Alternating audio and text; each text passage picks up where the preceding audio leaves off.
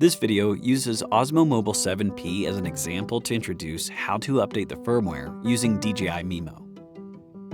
Make sure your phone is connected to the internet and the gimbal is sufficiently charged.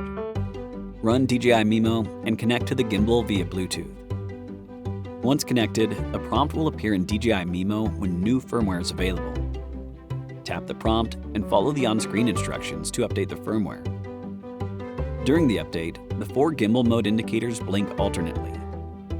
Once the update is completed, the corresponding gimbal mode indicator stays lit, and DJI Mimo sends a prompt.